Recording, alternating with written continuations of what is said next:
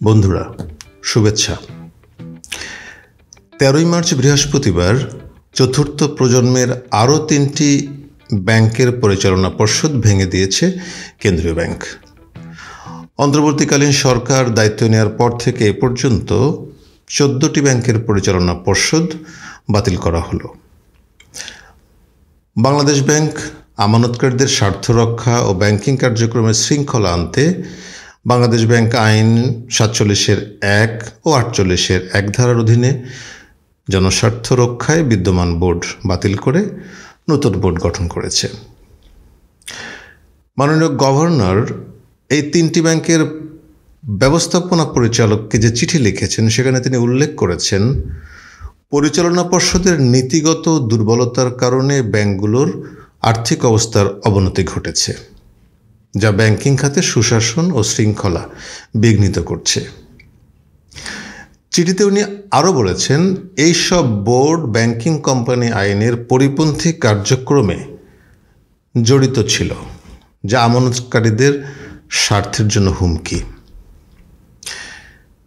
মাননীয় গভর্নর স্যারকে আমি ধন্যবাদ দিতে চাই, কৃতজ্ঞতা প্রকাশ করতে চাই যে উনি একটি অত্যন্ত বাস্তব এবং সঠিক কথাটি উনি বলেছেন যে পরিচালনা পর্ষদের নীতিগত দুর্বলতার কারণে ব্যাংকিং খাতের আজকের এই আর্থিক অবনতি ঘটনা ঘটেছে। আমি বিনয়ের সাথে বলতে চাই এবং আমার গভর্নর স্যারের কথাগুলিকে একেবারে সঠিক রেখেও বলতে চাই যে তিনি যদি আরেকটি শব্দ সেই সাথে উচ্চারণ করতেন তাহলে মনে হয় আজকের এই আজকের এই অবস্থার একটি পূর্ণাঙ্গ রূপ ফুটে উঠত। তিনি বলেছেন, পরিচালনা পর্ষদের নীতিগত দুর্বলতার কারণে ব্যাংকিং খাতের আর্থিক অবস্থার অবনতি ঘটেছে। উনি যদি বলতেন যে নীতিগত দুর্বলতার কারণে না বলে উনি যদি বলতেন নৈতিকতার দুর্বলতার কারণে অথবা নৈতিকতার স্খলনজনিত কারণে ব্যাংকের আর্থিক অবস্থার অবনতি ঘটেছে, তাহলে এই মাফিয়াতন্ত্র, এই স্বৈরতন্ত্র, এই যে পরিবারতন্ত্রের যে বোর্ড ছিল সেগুলির একটি পরিপূর্ণ রূপ আমরা বুঝতে পারতাম। তারপরও আমি গভর্নর স্যারকে ধন্যবাদ দিতে চাই যে উনি সঠিক জায়গায় কথাটি বলেছেন। একটি ব্যাংকের বোর্ড যদি ঠিক মেধার ভিত্তিতে, যোগ্যতার ভিত্তিতে পরিচালিত হতো বা হয়, তাহলে ব্যাংকিং সেক্টরের যে মেধা, যে যোগ্যতা, যে ক্ষমতা, দক্ষতা যেগুলি রয়েছে, এই ব্যাংকিং সেক্টরের সেই দক্ষতাগুলিকে সঠিকভাবে কাজ করানো যেত।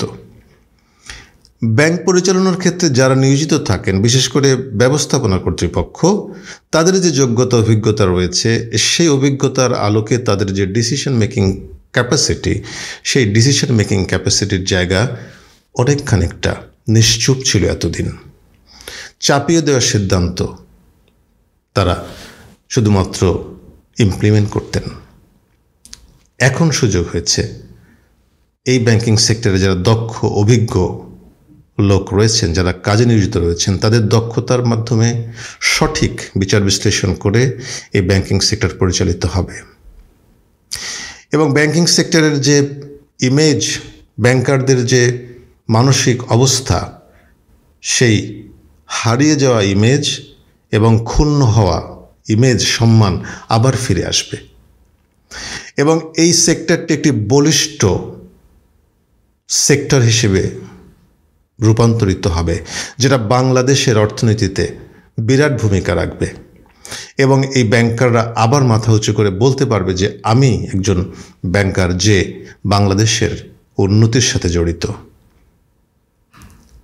আমার বিশ্বাস আমাদের ব্যাংকার ভাইয়েরা এবং যারা ব্যাংকের দক্ষ অর্থ সৈনিক রয়েছেন তারা অপেক্ষা করছিলেন এরকম একটি সময়ের, যেদিন সকালে উঠে মানসিকভাবে অশান্তিতে থাকতে হবে না, তার নিজের মেধাকে কাজে লাগিয়ে তার প্রকৃত মূল্যায়ন করার জন্য, তার যে মনের কথা তার যে অভিজ্ঞতার আলোকে কথা সেটি তিনি বলতে পারবেন।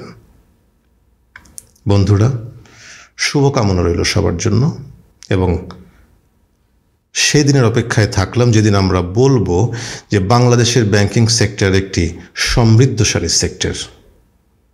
সবাইকে ধন্যবাদ। আমার ভিডিও যদি ভালো লাগে অবশ্যই আপনারা শেয়ার করবেন, লাইক দেবেন। দেখা হচ্ছে পরবর্তী ভিডিওতে। ততক্ষণ ভালো থাকুন।